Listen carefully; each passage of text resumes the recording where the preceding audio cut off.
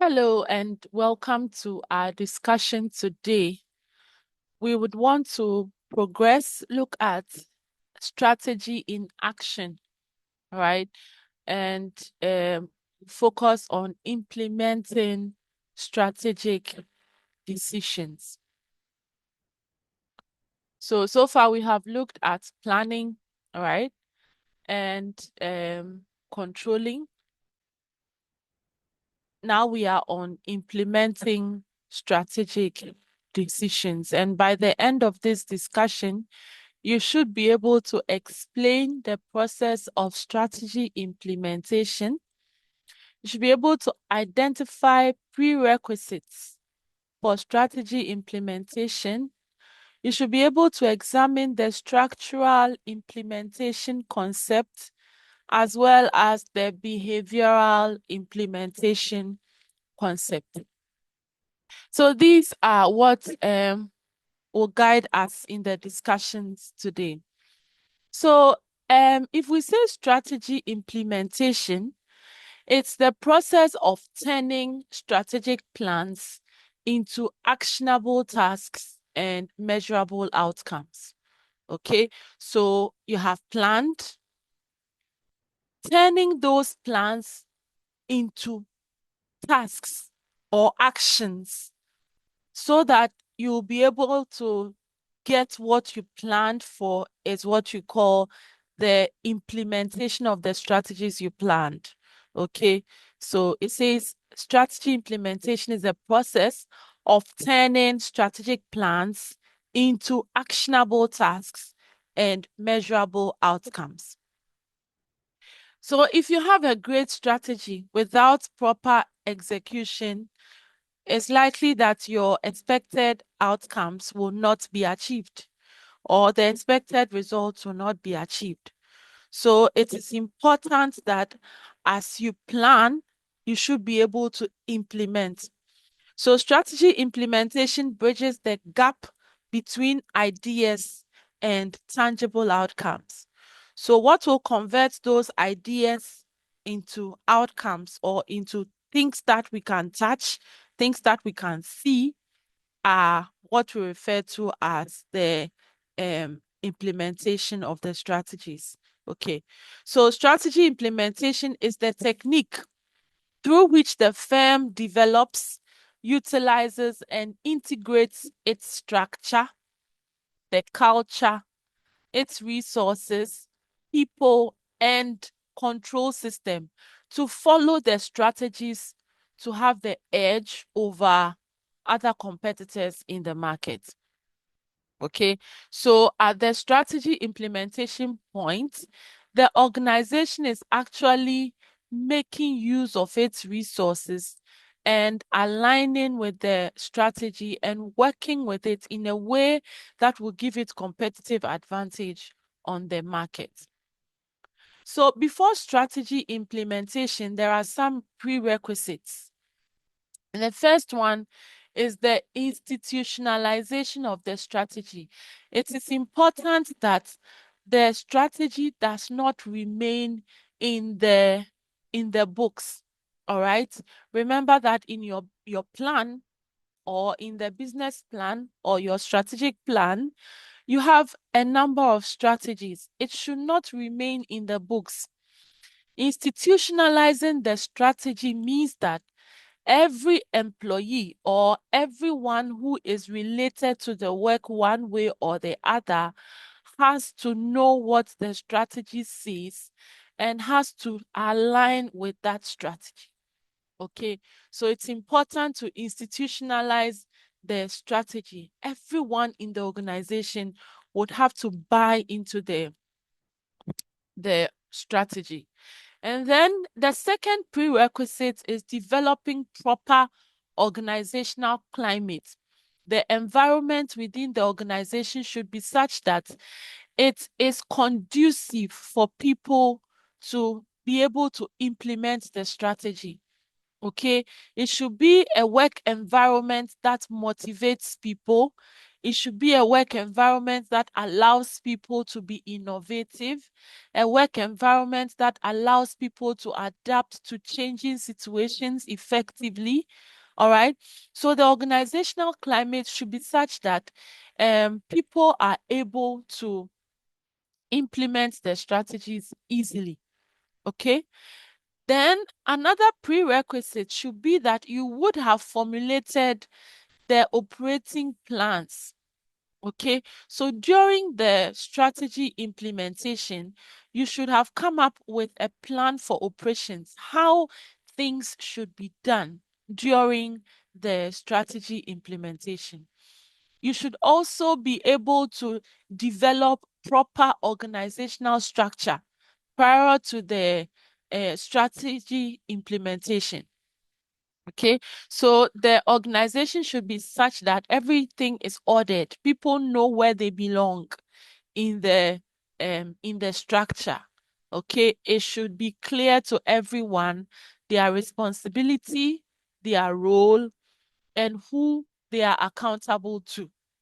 Okay, and then there should be a system that allows you to periodically review the strategy. Okay, remember that if you don't control, there are likely to be deviations in the um, the results that you expect. And so there's the need for periodic reviews of the strategy. Okay, so these are basically some prerequisites of strategy implementation. What it means is that before you be able to successfully implement strategies, these should be in place in the organization. Then we also look at the aspects of strategy implementation, right?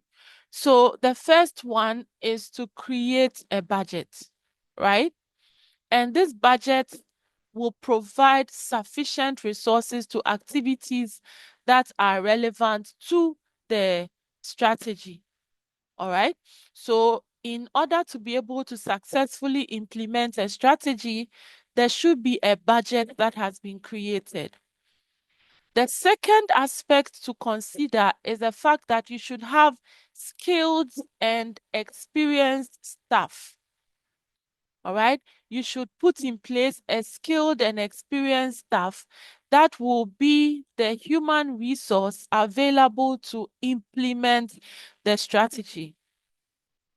The third aspect is to confirm, ensure that the policies and procedures of the organization assist in the successful execution of the strategy. So this focuses on the environment. Ensure that proper policies have been put together, procedures have been outlined, and everyone is clear in their minds what is happening in the organization. Okay. The fourth aspect is the fact that there should be effective practices, all right, to ensure that key business functions are carried out effectively. It's not like everybody gets to do things anyhow, all right? So there should be effective practices on how the work should be done. Number five, there should be a system that addresses communication and information, all right? So that the employees, management, leadership, and everybody knows what is expected of them. If they need feedback, they know who to contact. All right. If they have any reports to give, they know who to hand over the reports to. So there should be that clear communication and information system in the organization to facilitate the strategy implementation. And then number six, there should be a favorable work environment or work culture. Okay. Otherwise, the implementation of the strategy will be impeded. Okay.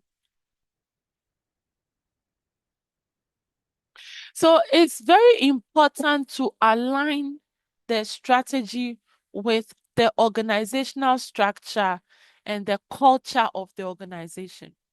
All right. Every organization has a structure and a culture. It is very unlikely to have two organizations with the same organizational structure and the same organizational culture. So, in as much as these differ from company to company, it is very important to align your strategy to your organizational structure and to your organizational culture. Okay. If we say the organizational structure, it is a framework that determines how activities are achieved in the organization or how things are done in the organization. So the structure is what shows how tasks are allocated. It shows the coordination between departments, coordination among employees. All right. It shows the relationship between supervisors and subordinates. It shows how related the various aspects of the organization are, right? Whether it is a vertical relationship or a horizontal relationship. It's the organizational structure that ensures that the roles and responsibilities of each employee are clear. It facilitates efficient communication and decision making. So, the organizational structure is something that every organization needs, and it has to align with your strategy. Okay, so based on how employees are arranged in the organization, you can also implement the strategy. Then you have the organizational culture. Organizational culture refers to the shared values or the beliefs and norms that influence how employees behave within the organization. All right. And this has to align with the strategy as well, because the organizational culture encourages buy-in from employees. Okay, it promotes behaviors and attitudes that align with strategic goals. So if your strategies don't align with your organizational culture, then there's a problem, because what it means is that employees will not buy in into the strategies that you have proposed. All right. In order to be able to have a supportive culture, it's important that managers lead by example. Some of the materials, they call it a tone from the top. A tone from the top, where top management, they are setting the pace and saying how things should be done by doing it themselves. Okay. They also should reinforce strategic goals through rewards and recognition. Okay. So organizational structure and the organizational culture should align with the strategies. Okay. So, in implementing strategy, we can look at it from the structural implementation aspect, as well as the behavioral implementation aspect. So, we start with the structural implementation of strategy. The structural implementation of strategy is basically an arrangement of tasks and subtasks required to implement a strategy. Okay. And the organizational structure is the outline of authority and responsibility. If you check most of the company documents, you see it as a diagram. All right. I'll show you a diagram when we meet. All right. So the structure is an outline of authority and responsibility. And it shows the relationship among different job positions. So this is a formal arrangement of tasks and subtasks which are needed to implement the strategy. Okay, so we can have the two broad dimensions as the horizontal dimension and the vertical dimension. The vertical structure, most of the times, is planned to facilitate superiors, all right, who implement control over the work of subordinates. So if you have a vertical structure, at the top you have the supervisor or the superior, and then at the bottom you have the subordinates. So vertical structures are also known as tall structures. And such structures are suitable for companies who produce standardized products, right? So some manufacturing companies, they use the standardized products, or they come up with standardized products. And so they use the vertical dimensions. Okay. So with the vertical dimension, you can have specialization of tasks. We can see a chain of command from the top towards the bottom. Then you have formal reporting relationships. Okay. You also have grouping of individuals into departments. All right. And then an upward and downward communication. So that's it for the vertical dimension. And then you have the horizontal dimension, which is designed to make certain cooperation and coordination among employees who work at the same level of authority. So from top down, you have the vertical dimension, and then horizontally, across departments or among employees on the same level of authority, you have the horizontal dimension. So the horizontal dimension is also known as flat structures. All right. And they are more vital for companies which make differentiated products. So for each of the differentiated products, they will have a department or a line. And then across the various product departments, you have the horizontal dimension. Okay, so some medium-sized manufacturing and service enterprises and non-profit organizations which present specific social services are examples of this dimension. All right, and some of the characteristics are the sharing of tasks, sharing of information, decentralization of decision making, and then the focus on learning. So you realize that at the horizontal dimension, there's really no display of power. All right.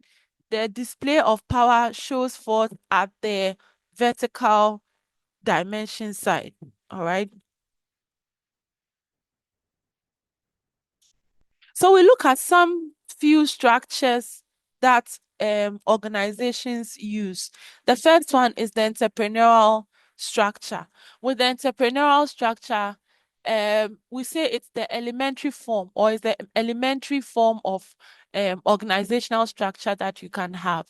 And this some people call, or yeah, it's also called the sole proprietor, right? The sole proprietor is the one here. uh, so he is the sole proprietor or the entrepreneur, and then he is in charge of everything. Okay, so here organization is owned and managed by one person, and it serves as one business or a single business or a product which serves local markets. All right. And the owner or the entrepreneur looks after all the decisions and day-to-day operations of the business. So in implementing strategy of this nature, what it means is that the sole proprietor or the entrepreneur will be in charge of everything all by himself. Okay. So he's interacting with various aspects of the business all by himself. That's the entrepreneurial structure. Then we have the functional structure. With the functional structure, the organization is grouped based on the functions that they perform. So you can see customer service, you see human resources, you see accounting, you have quality control, you have sales, and then you have warehouse. All right. So the functional structure seeks to distribute decision making and operational authority towards each. All right. So with the functional structure, you have the one in charge, okay? And then there are various functions that each person is performing, okay? Then you can also have the divisional structure. And this is where work is divided based on the product lines or the business units. Okay, so let's limit it to the product lines. Sometimes it's the product lines or the type of customers who are served in the case of the provision of service or the geographical area that is covered. All right. And each separate division is created and placed under divisional level management, under which the functional structure may still operate. Right. So here you have the board of directors, and then under the board of directors, you have the various products. Okay. So you notice that for the various products, you have an entire unit for soap, entire unit for hair products, feet products, makeup products, and then fragrance products, right? And then you come down, you realize that under them, you also have the functional structure. So you notice that this is a combination of the functional structure as well as the divisional, okay? I believe that this is clear. Then we have the SBU structure, okay, or the business unit structure. So any part of a business organization which is treated separately for strategic management purposes. So you realize that here there's the CEO, all right, he has the vice president of administration and vice president of operations. But you notice that under the CEO, you have various business units. And these business units also have their vice president. So the group vice president is here, Division 1, Division 2. The group vice president is here, Division 3, Division 4. And then you have the group vice president of this SBU for Division 5 and Division 6. Okay. So what happens here is that if these business units are not created, it makes it difficult to control the various divisions. All right. Like if you have the CEO controlling all the divisions by himself, it makes it complicated or difficult. And so, because of that, there are business units that are developed to take charge of the various divisions under the CEO. Okay. Then you have the matrix structure. The matrix structure is where you have a combination of all the other structures that we have seen. And we mostly see the matrix structure in large organizations which handle more than one project. So maybe that same organization is handling a lot of projects. Okay. What happens is that functional specialists are assigned. So if it's a new project, if once they get a contract for a new project, then a functional specialist will be assigned to that new project or to the new product. Okay, so for as long as the project will be running, it means that they have to set up a team. Okay, so there'll be the team leader that is leading that project, and under the team leader you have all the other kinds of structures also. So the matrix structure is complicated, all right, and a combination of the other structures. So you can have the functional here, you can have the SBU, right? You can have the business units also here, but you notice that for each contract, all right, this is a product, another one, and another one, another one, all right? So all of these together becomes the matrix. So the matrix structure is a combination of the other structures, okay? So in strategic implementation, there's the need to to make some considerations, right? It's important to check whether to outsource or to get everything done in-house, right? If you are outsourcing, what it means is that there are parts of the project that will be given to employees that are outside. So if, let's say, the organizational structure does not allow for the employees to implement the strategy themselves, then you may have to outsource. Okay. Other than that, then it means that your structure should be such that the work can be done by your employees. It's also important to align the functions of the various people or of the various divisions in the structure, align their functions to the strategic objectives. Otherwise, people will be doing their own things. Okay, so it's important to align the functions to the strategic objectives. Then it's also important to establish authority, and this is made possible with the vertical dimension, right? So you get to know who your superior is or who your supervisor is, so that you take instructions from them during the strategy implementation. And then you also develop partnerships, because in as much as the organization has the structure and all of that to do the work, everything cannot be done by the organization alone. So it's important that partnerships are developed, okay, so that the implementation process can be smooth.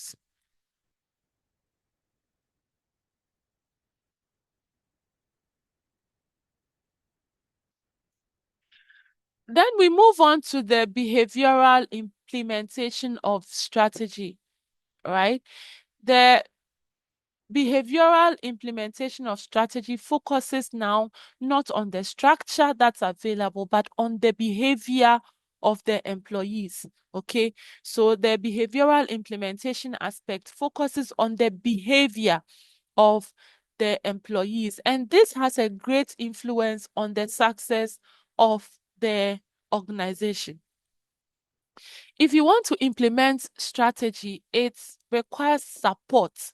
All right. It requires discipline, it requires motivation, and it requires hard work for employees and their managers. Okay. So it's important that the people with whom you are working to implement the strategy, they should be um they should be disciplined, they should be motivated, they should be able to work hard. Otherwise, the implementation will not be successful. Okay. And the management or leaders have to be able to influence people, all right, to work, not force them, but influence them to work. There's a way you influence people without um pushing them so hard. But based on what you do yourself, you can motivate the others to also do what they have to do. All right. And empowerment is a way of influencing behavior. So it's important that top executives empower low level employees to do the work.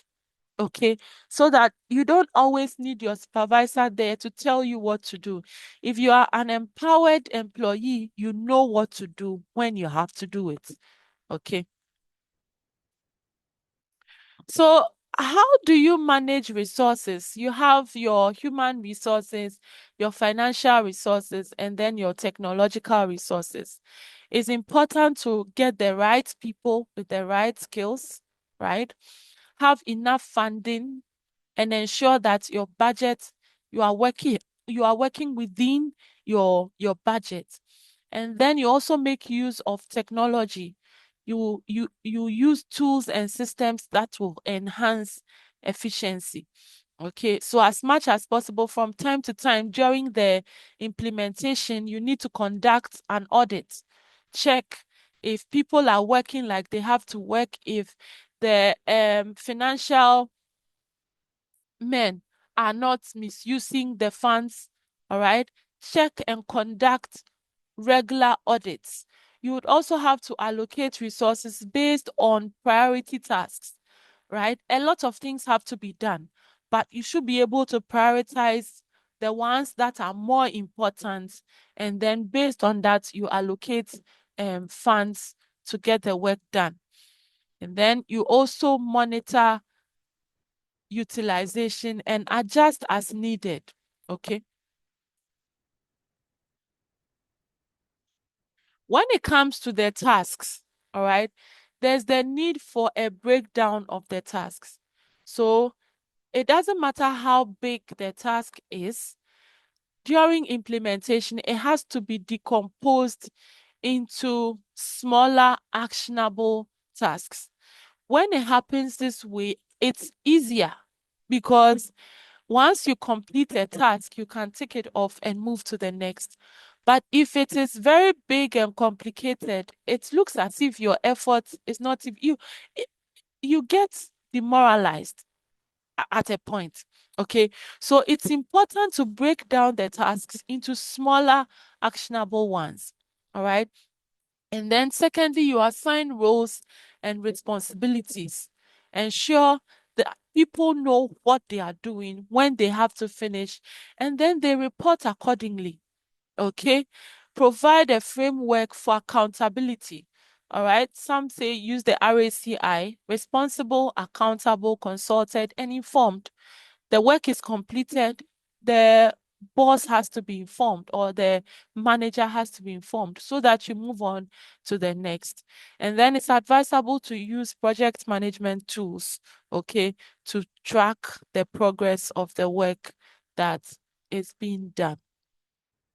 And then when it comes to timelines, it's important to set realistic deadlines. Okay. Nobody builds Rome in a day.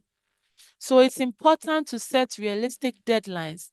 Consider the resources that you need, how available they are, the fact that human beings need to rest. Okay. You don't expect your employees to work and not rest. So you need to consider all of these and how complex your tasks are. Okay, so that you can set realistic deadlines. Otherwise, you give some deadlines to stakeholders, and then now you are under pressure to deliver results. So it's important to set realistic deadlines. And then you can also use the Gantt chart. Okay, that helps you to visualize your timelines, get to know the activities that depend on others, and all of that. Okay, so with the use of the Gantt chart, you are able to track your timelines. You know where you have got to, you know how long it will take you to finish the other activities. And then you regularly have to review your progress. The team, all right, the implementation team will have to be meeting regularly. So you determine the rhythm, could be monthly, could be weekly, it could be daily if you can afford it. All right, to review the work that has been done, and then to also check if you are adhering to your timelines. Right. There are some challenges in strategy implementation. Of course, it cannot be that smooth. Once you have people in there who are working together to implement the strategy, then we should expect some challenges. The first one is the resistance to change. Depending on which strategy is being implemented, it may meet some kind of resistance from the employees. Okay, could be cultural, could be individual resistance, and all of that. But there's the challenge of resistance. There can also be poor communication. Remember that strategy implementation is a teamwork. So, in a case where the directives are not clear from leadership, then it brings confusion. People don't know what they are doing anymore. So that's the challenge of poor communication. Then you also have resource constraints.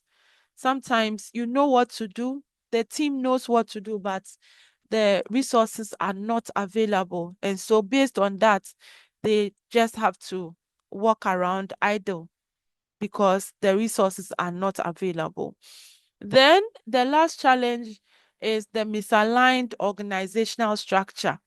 Okay, so sometimes you can have a structural inefficiency where the organization structure does not align with the strategy that they want to implement. Okay, we saw the various structures that businesses use. So if the organizational structure does not align with the strategy, then you have a challenge. Okay, so how do we overcome these challenges? First, you build leadership commitment, right? So the strategy implementation should have support from the top. All right, leaders should be committed and they have to lead the implementation so that the others will follow. So the first way of overcoming the challenges is to have leadership build commitments towards the implementation. It's also important to foster a collaborative environment where employees are engaged, okay, in every aspect of the strategy management process. So from the planning to execution to control, the employees would have to be a part of it. All right, so that it's not like a top-down thing that is happening. Everybody feels a part of the strategy that is being implemented. All right. There's also the need to invest in training to overcome the challenges. There's the need to invest in training. The teams would have to be equipped with the skills that they need, all right, and the knowledge that they need during the implementation. And then finally, there's the need for monitoring and adaptation. So as a way of overcoming challenges, you need to constantly monitor, all right, and adjust the plans based on what is happening in reality. Okay, so you check what is happening, and then if the plan has to be adjusted, it should be adjusted. Or if the implementation has to be altered in another way, then it's important to alter it. Okay, so one of the ways of overcoming challenges is to monitor and adapt. So what you are supposed to do is find out how organizations can maintain alignment between strategy and structure over time. So strategy on one side, and then the organization structure on the other hand. How can they maintain the alignment, right, between ensuring that your strategy is implemented effectively and that your structure is also intact over time? All right. Thank you all very much. And we'll meet again in the next discussion. Bye-bye for now.